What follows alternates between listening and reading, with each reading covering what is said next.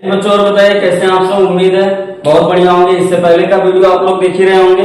करीबन आज 2-3 दिन से यूट्यूब पर वीडियो नहीं पड़ पाया, थोड़ा शारीरिक स्वास्थ्य जो था वो ठीक नहीं था और उसके बाद कुछ काम की वजह से कुछ समस्याएं थी, इसलिए यूट्यूब पर 2-3 दिन से वीडियो नहीं पड़ा।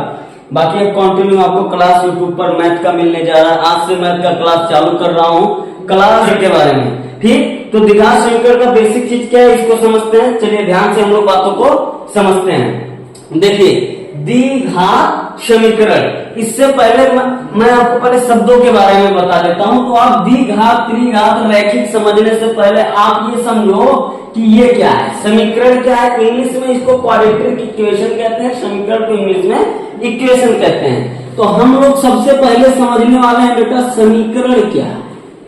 समीकरण व्हाट इज इक्वेशन।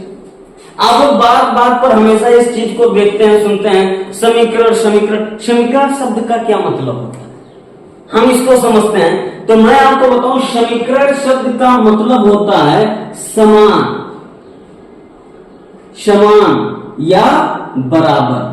समीकरण को हम क्या कहेंगे, समान या बराबर। जहां हम बात समीकरण शब्द की कर देंगे वहां वो चीज क्या हो जाएगा, इसके मतलब हम समझ लेंगे कि वो समानता या बराबर की बात कर रहा है।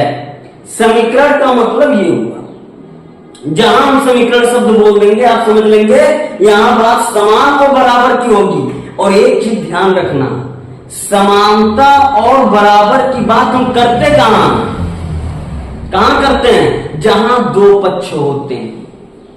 जहां दो पक्ष होते हैं हम एक पक्ष में समानता की बात कर सकते हैं। जैसे हम कहें राम बराबर है किसके, जब तक कोई थर्ड आदमी का नाम नहीं लेंगे तब तक।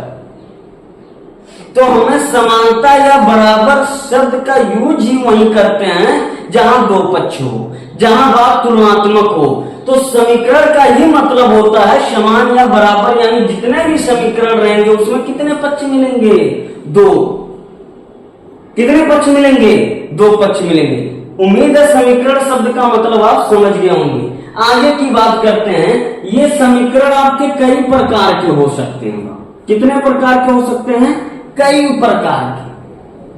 समीकरण एक ही प्रकार के थोड़ी ना होते हैं, कई प्रकार के होते हैं। आप बहुपद में भी जाकर देख लीजिएगा, बहुपद में ऐसे ही मामला है। बहुत जल्दी मैथ का आप सारा वीडियो आप मैथ का ही पाने वाले हो। सीरियल से यूपीएल से जुड़े रहिए, हमेशा चैनल का सपोर्ट करिए। लाइक सब्सक्राइब कमेंट शेयर जितना हो सके उतना करिए। कोई सुझाव हो तो कमेंट सेक्शन में लिखिए। कुछ और चैप्टर आपको जरूरत है कि सर ये चैप्टर पढ़ा दीजिए तो उसको भी बताइए, उसको भी पढ़ाऊंगा। ठीक, चलिए बात को आगे बढ़ाते हैं। हम लोग ध्यान समझते हैं समीकरण। समीकरण के बारे में मैंने बता दिया। समीकरण आप ये मानकर चलो कई प्रकार के होते हैं। बस हम एक दो प्रकार के समीकरणों की बात करेंगे। जैसे हम रैखिक समीकरण की बात करेंगे। किसकी बात करेंगे, रैखिक समीकरण। अब वो कसम से 1 मिनट नहीं 1 सेकंड लगेगा एक को समझने में, खटाक खटाक समझा दूंगा तुमको। उसके बाद दूसरा होता है द्विघात समीकरण। क्या होता है, द्विघात समीकरण। ठीक, तीसरा होता है त्रिघात समीकरण। ऐसे चतुर्थ घात, 5 घात, 6 घात, 7 घात, ऐसे अनंत घात तक आप घात लेकर चलेंगे। समझ में आया कि नहीं आई। ठीक, तो आपको केवल मैं 3 बताऊंगा, रैखिक, द्विघात और त्रिघात का। समझ में आया कि नहीं, त्रिघात समीकरण, समीकरण समझ में आया कि नहीं। एक एक कर मैं समझ लेता हूं। मैं आपको आज एक चीज बताने वाला हूं।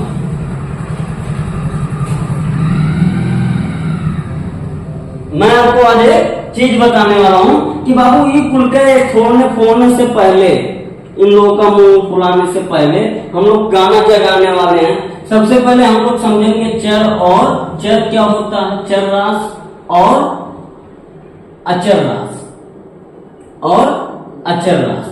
हम लोग चर और अचर रास को पहले समझ लेंगे।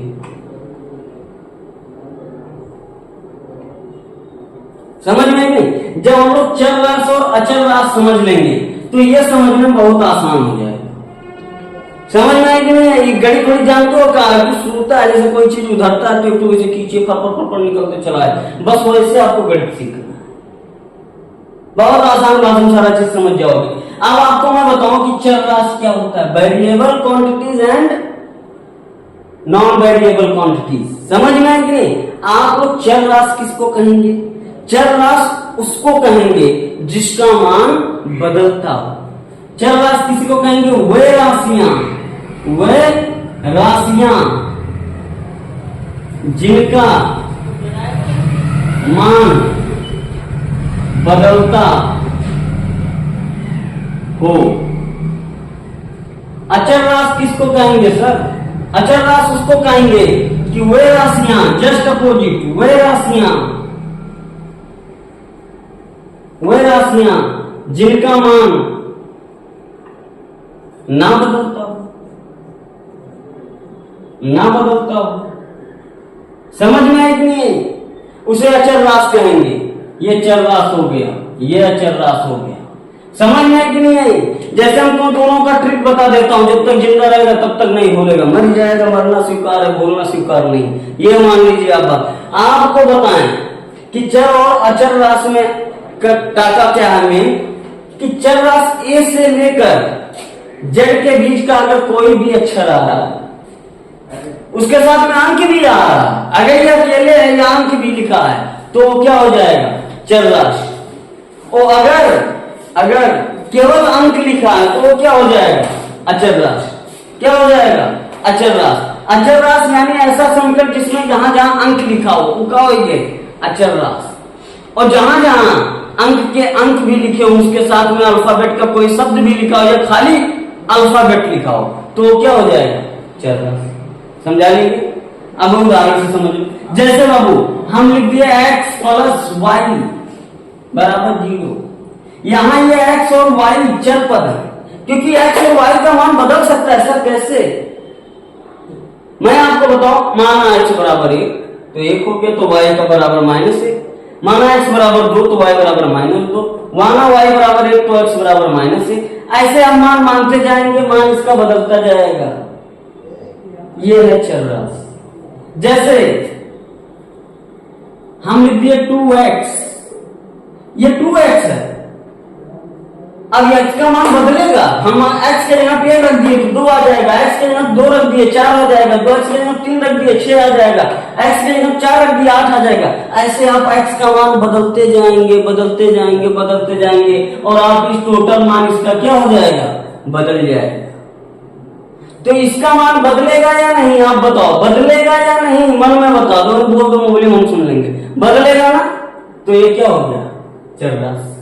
और लेकिन अगर हमने लिख दिया 2, तो 2 3 में नहीं बदल सकता है, 2 1 में नहीं बदल सकता। ये 2 है तो फिर 2 है। हम लिख दिया कामा 3, तो 3 है तो 3 है, इसमें सोचने की जरूरत नहीं है। समझ में कि नहीं? हम लिख दिए 5 तो 5 है। ये 6 नहीं हो सकता, ये 4 नहीं हो सकता, ऑटोमेटिक हो सकता है क्या? आप इसमें अलग से कुछ जोड़ दीजिए, एक अलग बात है, तो गणित के बाहर की बात है। जबरदस्ती सवाल को हल मत किया करिए। बहुत बच्चे जबरदस्ती उत्तर लाने के लिए हल करते हैं, जबरदस्ती नहीं, जबरदस्ती गणित में नहीं चलेगी। आपको रियल तरीके से सवाल लगाना पड़ेगा। समझ में कि नहीं? तो ये है अचर राशि। अब इन दोनों का मिलाकर मैं आपको समझा देता हूं। जैसे मैं कोई समीकरण लिखूंगा x square plus 3x plus 5 equal to 0। अब मैं कहूं चलो बताओ इनमें चर राशि कौन हो, अचर राशि कौन हो? हम कहें चलो बताओ इनमें चर राशि कौन हो, अचर राशि कौन हो, तो कैसा बताएगा तुम लोग कहेगा ही गुरु जी का कह रहे हैं। गुरु जी कह रहे हैं कि अगर अल्फाबेट का कोई अक्षर है तो भी वो चर, उस अल्फाबेट के साथ में अगर किसी अंक का गुणा है तो भी वो चर, खाली अंक जहां लिखा हुई वह अचर हुई, बाकी कुल चर। तो देखिए भैया, अब मैं आपको बताऊं, ई चर होंगे, यो चर होंगे, ई खाली अंक हो, सूत्र बदलेगा नहीं तो ये क्या हो गया? अच्छा, समझा लेकिन ऐसे बहुत समीकरण मिलेगा। अब आप चर अचर छाटना जानेंगे, चर अचर छाटना जानेंगे। जैसे मैं लिख दिया 2x square plus 5x plus 3 equal to 0 या 9 इक्वल टू 0। अब मैं कहूं चलो बताओ इसमें कौन कौन चर राशि है, कौन कौन अचर राशि है?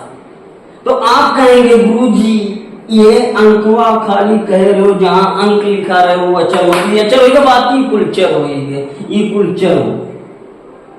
समझा लेंगे? बढ़िया से समझ में आया कि नहीं है? ठीक। तो आप ऐसे अपने मन से समीकरण को देखो बाबू, मैं तुमको जीरो समझकर गणित पढ़ाऊंगा, यार तुमको कुछ नहीं आता है, मैं ये मानकर तुमको गणित पढ़ाऊंगा, तब तुमको बहुत कुछ आएगा। जब मुझे लगेगा ये 10 में है लड़की कुल आवत हुई का बताई, समझ में आई कि नहीं आई, तो कहा कि नाव घर के बारे में आई, समझ में आई कि नहीं, वो चीज नहीं करना है। हम लोग को गंभीरता से पढ़ना है। छोटे बड़े चीजों को मैं कवर करूंगा यूट्यूब पर, चैनल पर जुड़े रहिएगा, हमेशा सपोर्ट करते रहिए ज्यादा से ज्यादा जितना हो सके। समझ में आई बात नहीं आई? आगे की बात करता हूं। आप अपने मन में ऐसे समीकरण लिखो, 15-20 तो अपने मन से लिखो, अपने मन से, और लिखो मैं चाहता अच्छा ये चल, ये चल, ये चल, ये चल, ऐसे फिर आपको गणित आना शुरू हो जाएगा। मेहनत तो करना पड़ेगा। समझ में आई कि नहीं आई? ठीक। अब मैं आपको बताऊं, ये चल चल छाट में जाके गुरु जी बतावत हुए ई और मामला पहुंचाई दिया। अब आपको बताएं, अगर ये आपके समझ में आ गया चल रात समीकरण, चलो चलो चल छाटना समीकरण में ये सारा चीज, तो आपको बताइए पूरा भन्न भन्न समझ कहो बड़े समझ में। अब ध्यान से हम बात को समझते हैं कैसे। ठीक। अब मैं आपको इतना मिटा रहा हूं, पहले आप स्क्रीनशॉट ले लीजिए, इसका थोड़ा सा ये मिटाऊंगा। अब रैखिक समीकरण किसे कहते हैं? ऐसा चरपद आप ध्यान कि नहीं, ऐसा चरपद जिस पर घातों की संख्या एक हो। अब बहुत लड़के के गुरुजी घात का हो, पहली बार सुनी थी, पावर क्या है समझ गए? जैसे कोनो एक्स के ऊपर हम क्यों लिख देने से देखो तो वो सवाल में देखा जाता है एक्स स्क्वायर, तो यही कहा था। अब ये कुछ भी हो सकता है, 1 2 3 अनंत तक हो सकता है, कोई दिक्कत नहीं। 3 4 अगर ये कहे तो 2 है तो स्क्वायर, 3 है तो क्यूब कह देंगे, 4 है तो एक्स पे पावर 4 कह देंगे, 5 है तो एक्स पे पावर 5 कह देंगे, 6 है तो एक्स पे पावर 6 कह देंगे। ये होगा 0 चीजें बता देते बाबू ना, ताकि दोनों उल्टी उल्टी ना हो पढ़ समय। अब ध्यान से बात को समझिए। रैखिक समीकरण क्या है? ऐसा चरपद जिस पर घातों की संख्या एक हो। रैखिक समीकरण खटक से यार, जैसे चरपद एक्स लिख दिए x + 5 या लिख दिए 2x + 3y = 3y + 3 = 0। ये समीकरण है। कैसे समीकरण हुआ सर? समीकरण का मतलब समान या बराबर जहां दो पक्ष होंगे। भैया देखिए दो पक्ष हैं, बिगा रहा है आपको, एक पक्ष ये है और एक पक्ष यहाँ, बीच में बराबर का निशान लगा है, तो बराबर समीकरण का मतलब ही क्या होता है? बराबर समीकरण हो, ये समीकरण है। अब आगे की बात समझो। आप बात है कैसा समीकरण है, तो ये रैखिक समीकरण है भैया। घात केवल इस पर कितना है? चरपद पर। चरपद को देखना है, चरपद पर घात कितना है? 1, तो चरपद पर घात 1 तो रैखिक समीकरण। चरपद पर घात की संख्या 2, अगर हम यहां लिख दे 2, कोई जरूरत नहीं दोनों पर लगाओ, किसी एक पर लगाओ। अगर चरपद पर घात की संख्या होगी 2 तो हो गया द्विघात समीकरण। चरपद पर घातों की संख्या 3 तो वो हो गया त्रिघात समीकरण। अब क्या है, आप एक बार रिवीजन करा। रैखिक समीकरण क्या है बेटा? क्या है? ऐसा समीकरण जिसके चरपद पर घातों की संख्या 1 हो, रैखिक समीकरण। ऐसा चरपद जिस पर ऐसा समीकरण जिसके चरपद पर घातों की संख्या 2 हो, द्विघात समीकरण। ऐसा समीकरण जिसके चरपद पर घातों की संख्या 3 हो, त्रिघात समीकरण। 4 हो चतुर्घात समीकरण, 5 हो पंचघात समीकरण। ऐसे बहुत है, लेकिन हम लोग केवल 3 तक ही समझ लेना, उससे ज्यादा नहीं समझा लेंगे। ठीक। अब हम लोग बात करते हैं, आप अगर ये समझ चुके हैं, अब हम लोग सीधे सीधे बात करते हैं इस चैप्टर में ऐसे कितने कितने इंपॉर्टेंट सूत्र हैं, जो इस चैप्टर में कितने इंपॉर्टेंट सूत्र हैं जो बोर्ड एग्जाम में सवाल लगाने हैं, उतने ही सूत्रों पर। बहुत बच्चे कंफ्यूज आते हैं, उनको यही मालूम है कि हमें सूत्र कितना है, बस 2-3 सूत्र बताए तो वैसे से पूरा प्रश्नावली हल हो जाएगा, पूरा चैप्टर व द्विघात समीकरण का हल होगा, बस वही याद रखो। समझ में आई कि नहीं? उससे ज्यादा की जरूरत तो नहीं पड़ेगा। तो चलिए हम लोग बात करते हैं इस चैप्टर में आने वाले महत्वपूर्ण सूत्रों के बारे में, इसीलिए आप वीडियो को छोड़ेंगे नहीं, बंद नहीं करेंगे, आगे तक बने रहेंगे जब तक मैं वीडियो को बंद ना करूं। समझ में आई कि नहीं? चलिए इसका स्क्रीनशॉट लीजिए, इसको मिटाते हैं फिर आगे बताते हैं। अब हम इस चैप्टर से संबंधित महत्वपूर्ण सूत्रों के बारे में बात करते हैं। बस इतना ही सूत्र मैं बताने वाला हूँ, उतने सूत्र से आपका पूरा चैप्टर खत्म होगा, पूरा प्रश्नावली खत्म होगा। ठीक। तो ये मान के चलिए, इसलिए मैंने लिख दिया बस इतने से ही सभी प्रश्नावली क्या हो जाएंगे, सभी प्रश्नावली लगेंगे। ठीक। जितना मैं 2-4 सूत्र बताऊंगा बस उतना क्यों रट लो। आज इसका इस वीडियो का मेन उद्देश्य यही था, आपको बेसिक चीज सिखा दें और यह बता दें इस चैप्टर में कितना सूत्र है। बहुत बच्चे ये नहीं मानते हैं कि इसमें कितना सूत्र पढ़ना है, बस वो छितरा गए। समझ में आई नहीं? अब ध्यान से बात को समझते हैं यहाँ। तो सभी महत्वपूर्ण सूत्र मैं बताने वाला हूँ। सबसे पहले बाबू आपको बताएं, इस चैप्टर में गुणनखंड भी आपको करना पड़ेगा। गुणनखंड करना पड़ेगा। मैं आपको बताऊं कि गुणनखंड एक तो नॉर्मल तरीके से लग जाता है, जिसको आप साधारण दिमाग से ही जोड़ घटा लेते हैं, लेकिन कुछ सवाल ऐसे होते हैं जिनको आप जोड़ घटा आसानी से नहीं सकते। उसके लिए एक बहुत बड़े ब्रह्मा पैदा हुए, गणितज्ञ पैदा हुए, जिनका नाम था श्रीधराचार्य। तो हम लोग सबसे पहले श्रीधराचार्य का फॉर्मूला सीखते हैं। श्रीधराचार्य का सूत्र। तो श्रीधराचार्य का सूत्र क्या है? x equal to minus b plus minus under root b square minus 4a। समझ में आया कि तो क्या x बराबर minus b plus minus under root b square minus 4ac upon 2a। ये श्रीधराचार्य का सूत्र है। इसका यूज हम वहां जगह नहीं करेंगे, इसका यूज हम उस जगह करेंगे जहां हमारा गुणनखंड नॉर्मल तरीके से नहीं लगेगा। आगे मैं बताऊंगा। समझ में आई बात कि नहीं आई? ठीक, तो उसका सूत्र हम यहाँ यूज करेंगे। कहाँ होगा मैं बताऊंगा। फिर आपको हम बताएं, आपको विविधकर ज्ञात करने के लिए कहेगा। क्या? विविधकर। क्या? विविधकर को डेरिवेटिव कहते हैं। ये आपको ज्ञात करने के लिए इसको डी से प्रदर्शित करते हैं। विविधकर को किससे प्रदर्शित करते हैं? डी से। और डी बराबर एक सूत्र होता है B square minus 4ac upon 4ac। बस समझ में आई कि नहीं आई? और मैं आपको बताऊं, इस सूत्र का यूज हम कहां करते हैं? इस सूत्र का यूज वहां करेंगे जहां हमसे मूलों की प्रकृति पूछेगा। क्या पूछेगा?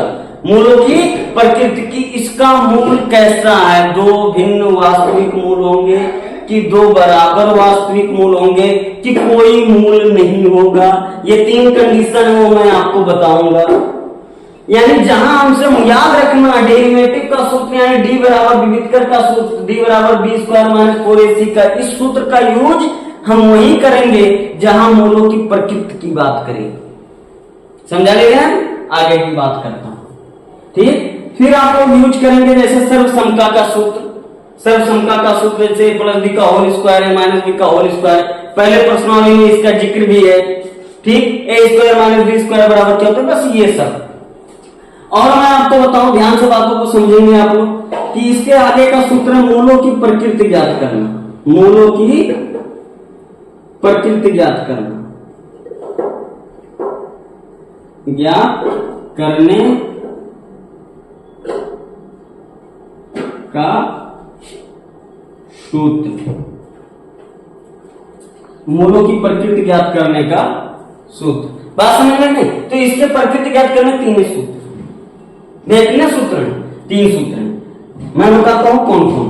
और इन तीनों का पता किस सूत्र से लगाते हैं? यही विविधकर सूत्र से ही पता लगाएंगे। ठीक, तो यहाँ ध्यान से बात को आप लोग समझेंगे। कैसे? क्या कि जब मूलों की प्रकृति कहेगा तो हम फलाने ढकाने वाला कांड नहीं करेंगे। सीधे सीधे बहुत लड़के पूछेगा मूलों का प्रकृति और बच्चे लगाएंगे गुणनखंड। श्रीधराचार्य ठोक रखे हैं। क्या मतलब है? तुम आराम से समझ, तुम लड़की चक्कर में बिगड़ रहे हो। उसको समझ में आएगी? इधर उधर का मामला रखता है दिमाग में। सीधा ये मामला है बाबू। है तुम मूलों की प्रकृति निकालेगा, तुम्हारा प्रकृति ठीक रहेगा। ये तुम मान के चलो। अब आगे की बात करते हैं। तो मैं बताऊं, ये बी स्क्वायर माइनस 4ac अगर ये 0 के बराबर है, ये तो क्या होगा? ये बी स्क्वायर माइनस 4ac अगर 0 से छोटा है तब क्या होगा? ये b square minus 4ac, b square minus 4ac अगर 0 से बड़ा है तब क्या होगा?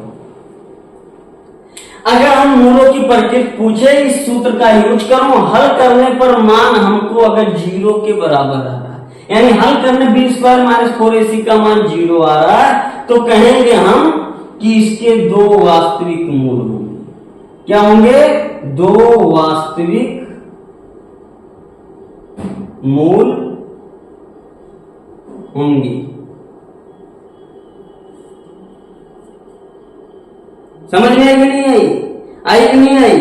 आगे क्या कहेंगे आप? अगर ये बी स्क्वायर माइनस 4ac छोटा हो, क्या हो?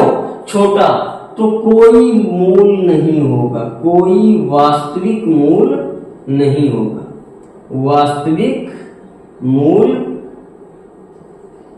नहीं होगा। अगर बी स्क्वायर माइनस 4ac बड़ा है किससे, 0 से, तो हम कहेंगे कि इसके या इसके दो भिन्न